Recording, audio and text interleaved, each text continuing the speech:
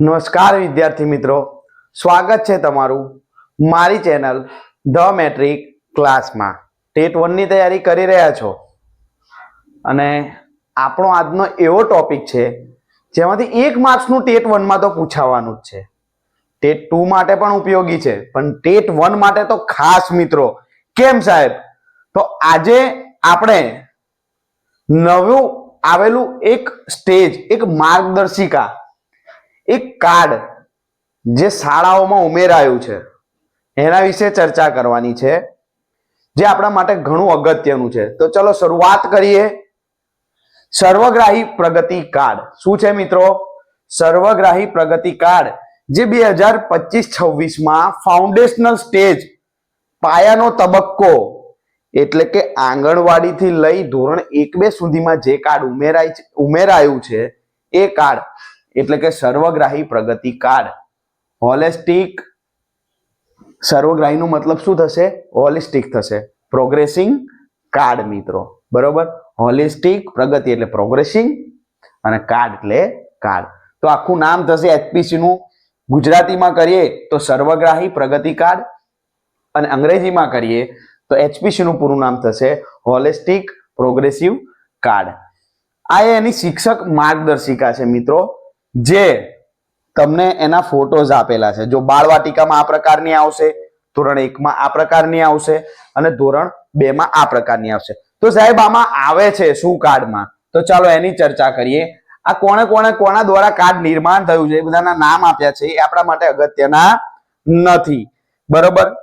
આ કયા માળખા અંતર્ગત? તો એનઈપી 2020 છે એનું જે માળખું છે 5-3-3-4, જે આપણે મૂકેલો છે વિડીયો. ના જોયો તો જોઈ લો, તો તમને આ વસ્તુ ખ્યાલ આવશે.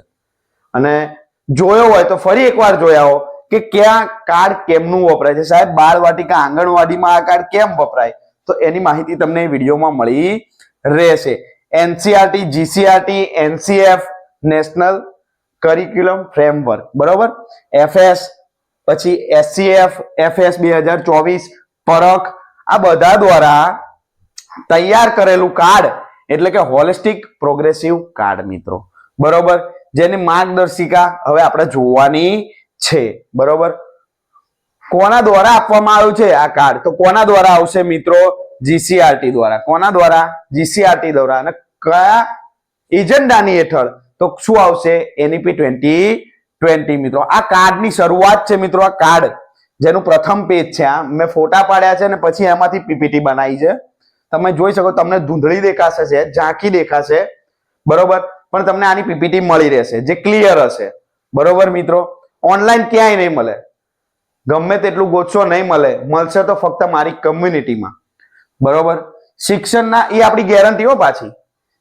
શિક્ષણના લક્ષ્યથી અધ્યયન નિષ્પત્તિ સુધીનું આ સફર છે મિત્રો, વિદ્યાર્થીઓના સર્વગ્રાહી વિકાસ માટે, બરોબર?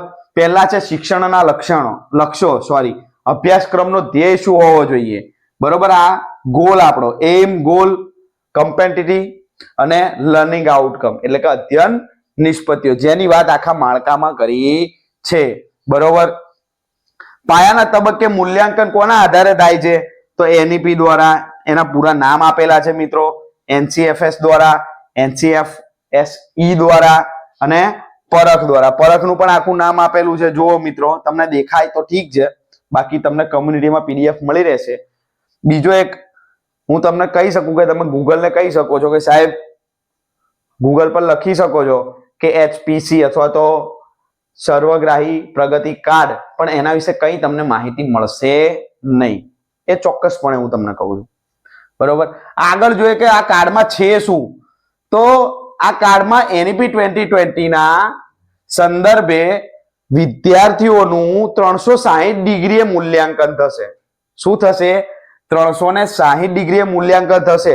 આ મૂલ્યાંકનમાં સરકાર ઠીક, શિક્ષકો ઠીક, શાળા તો ઠીક, બીઆરસી ભવન, સીઆરસી ભવન પણ મૂલ્યાંકન કરતા હોય છે, એ તો ખરું જ, પણ વિદ્યાર્થી પોતે પોતાનું મૂલ્યાંકન કરી શકશે.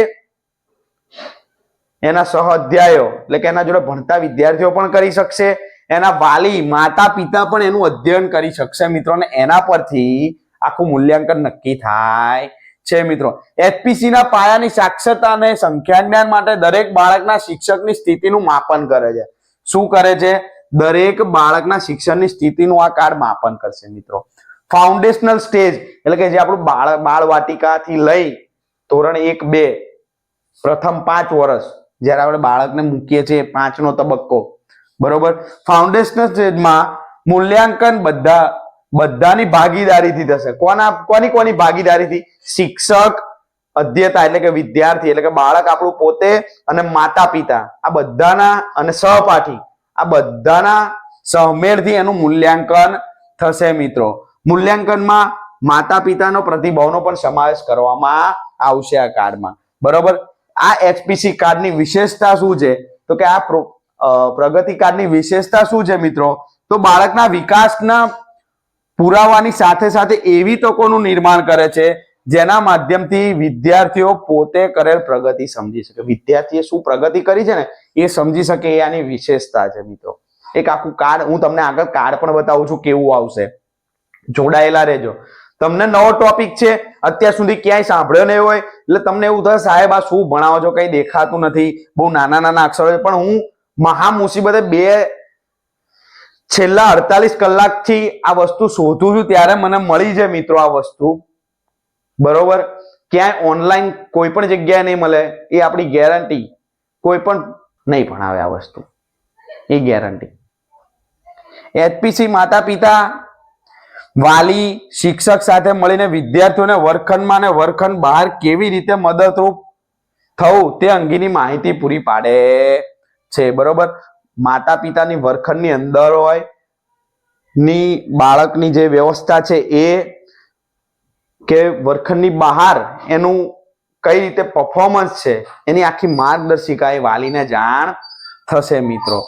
એના સંબંધો કેવા છે શાળા પ્રત્યે, એના સહઅધ્યાય પ્રત્યે, શિક્ષક પ્રત્યે, ઘરે કેવા સંબંધો છે એ શિક્ષક પણ જોઈ શકશે. આ એની ખાસિયત છે. દરેક વિદ્યાર્થીના સત્રથી શરૂઆત લઈ અંત સુધી દરેક પ્રકારની માહિતી તમને આ માર્ગદર્શિકામાં જોવા મળશે. શરૂઆતમાં કેવી રીતે ભરવું જો આ કાર્ડ છે મિત્રો, શરૂઆતનું પેજ આવું છે, બરોબર. વિદ્યાર્થીની વિગત માહિતી બાલ વાટિકા માટે શિક્ષક વિદ્યાર્થીને પૂછીને ભરશે. શું કરશે? જે એની બાળ વાટિકામાં હશે એટલે શિક્ષક વિદ્યાર્થીને પૂછીને શિક્ષક ભરશે. બાળ વાટિકામાં તો વિદ્યાર્થીને નહીં આવડતું હોય એટલે શિક્ષક ભરશે. ત્યાર પછી ધોરણ 1 અને 2 માં જો આ સમજવા જેવી વસ્તુ છે, આ પ્રશ્ન પૂછાય એવો છે કે બાળ વાટિકામાં એચપીસી કાર્ડ કોણ ભરે છે? તો કોણ ભરે છે? શિક્ષક ભરે છે. પણ કોના દ્વારા? વિદ્યાર્થીઓને પૂછીને. અને ધોરણ 1 2 માં કોણ ભરે છે?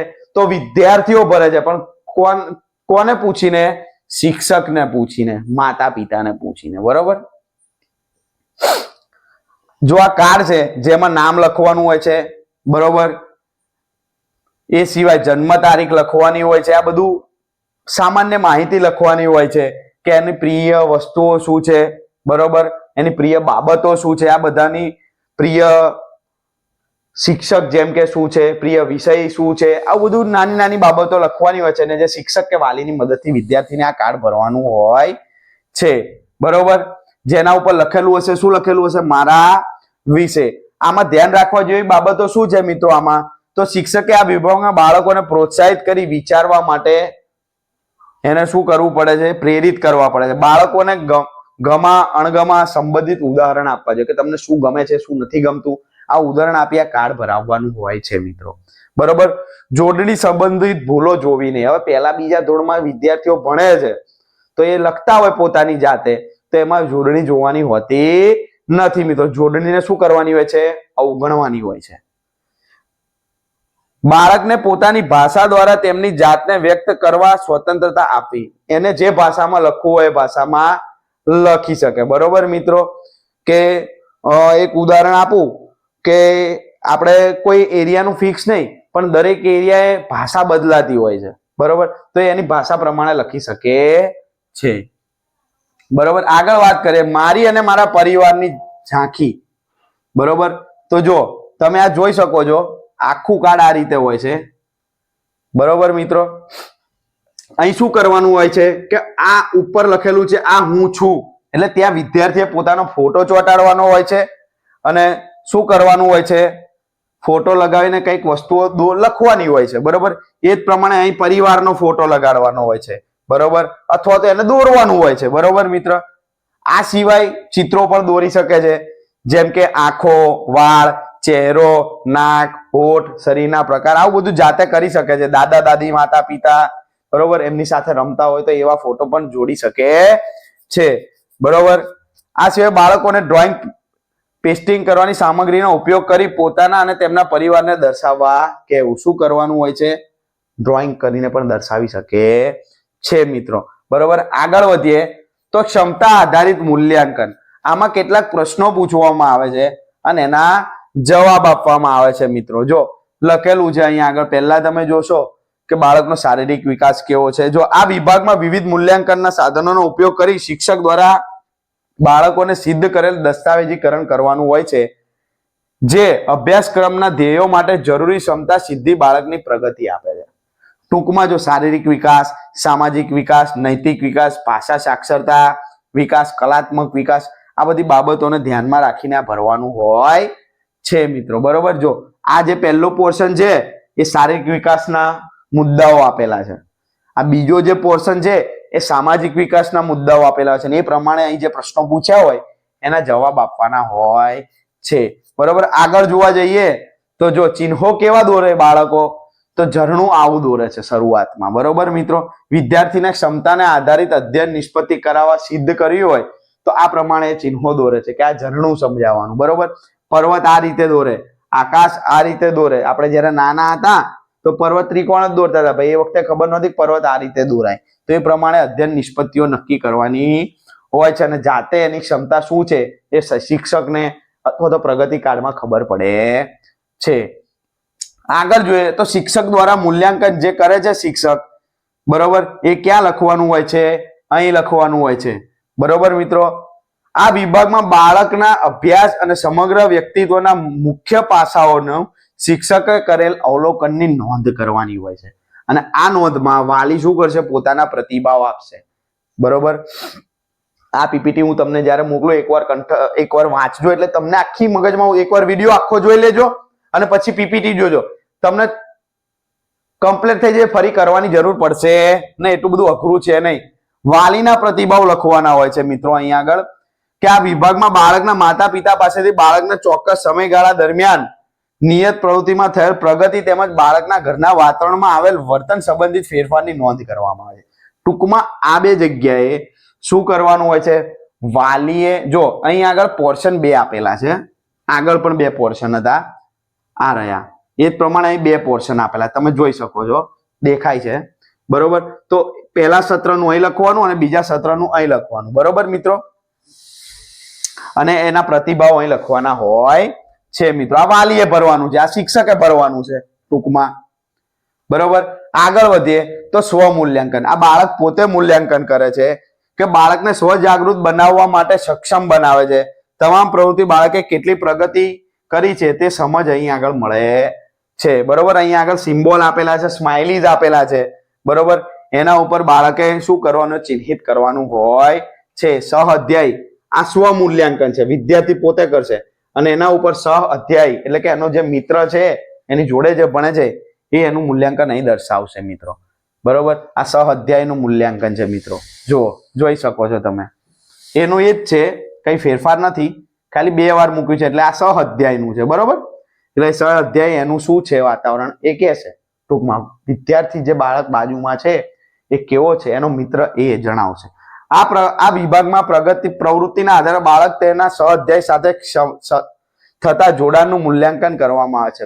જેનો સહ અધ્યાય એટલે કે એનો મિત્ર છે એ જ ક્લાસમેટ, ટૂંકમાં સહ અધ્યાય એટલે ક્લાસમેટ, એના પ્રત્યે એનું કેવું છે મૂલ્યાંકન એ સહ અધ્યાય દ્વારા જાણવા મળશે. શું કરવા જેવું એને, માનો કે અહીંયા આગળ એક પ્રશ્ન પૂછેલો છે કે આ પ્રવૃત્તિ, આ કાર્ય દરમિયાન વિદ્યાર્થીનું કાર્ય તમને કેવું લાગ્યું? મદદ કરે છે કે નથી કરતો? તો જો અહીંયા આગળ 3 ચિહ્નો આપેલા છે. કયા છે? એક રેડ સ્માઇલી જે ગુસ્સા વાળું છે, એક સ્માઇલી જે પેલું આમ કરીને આમ કરે છે, બહુ જ સારું એ, અને એક ઉદાસ સ્માઇલી. તો આ 3માંથી એક પસંદ ઉપર ગોળ કરવાનું. શું કરવાનું? ગોળ કરવાનું. કે ના મજા નથી, સારું કરતો કે મદદ નથી કરતો, તો વિદ્યાર્થી લાલ પર કરશે, એટલે ઓકે નથી એમ. આ વચ્ચે છે જે ખુશ છે, ખુશ સ્માઇલી, બરોબર. સ્માઇલી ના હવે ભાઈ નામ મને આવડતા નથી, તો એ ખુશ સ્માઇલી છે, બરોબર, એની ઉપર ચિહ્ન કરે એનો મતલબ કે એનું કામ સારું છે. અને ઉદાસ વાળું જે છે એના પર કરે કે મધ્યમ વર્ગનું છે. ટૂંકમાં એ પ્રકારે ગોળ કરવાનું હોય છે. આ પ્રથમ સત્રનું છે અને આ દ્વિતીય સત્રનું છે. અને વિદ્યાર્થીનો જે આખા પ્રગતિ કાર્ડનો પોર્ટફોલિયો છે એ અહીં આગળ દર્શાવવામાં આવે છે. પોર્ટફોલિયો વિદ્યાર્થીઓ દ્વારા વર્ગખંડમાં કરવામાં આવેલ વિવિધ પ્રવૃત્તિઓનો સંગ્રહ છે. તે શૈક્ષણિક સત્રના સમયગાળામાં વિદ્યાર્થીના વિવિધ કાર્યનું સંકલન કરે છે કે શક્ય હોય તેટલા પુરાવા સહિત સાચવવાનું તથા એચપીસી સાથે રજૂ કરવું પડે છે. એચપીસી કાર્ડની નોંધ કરવાની હોય છે. ટૂંકમાં આ એચપીસી કાર્ડ છે એના મૂલ્યાંકનની ટોટલ માહિતી છે, બરોબર. આ હતું આખું એચપીસી કાર્ડ. જો આ એનું બેક પેજ છે. હવે તમને આખું એક જ વારમાં સમજાવું જે મજા આવશે. જો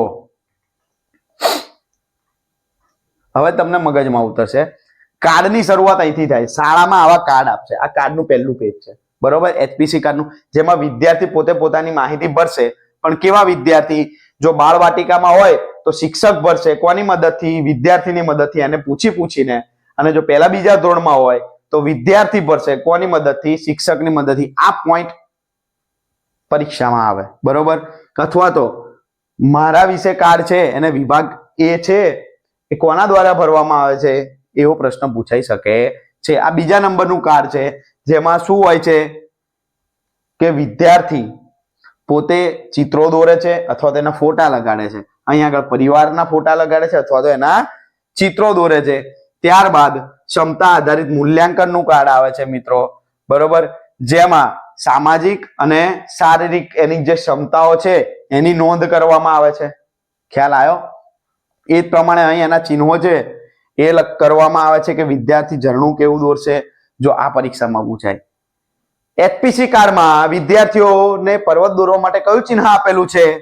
તો ત્રિકોણાકાર. આકાશ દોરવા માટે તો સ્ટાર, બરોબર. ઝરણું દોરવા માટે તો ઝિગઝેગ જેવી લાઈન. મિત્રો આવું પરીક્ષામાં પૂછાય છે, બરોબર.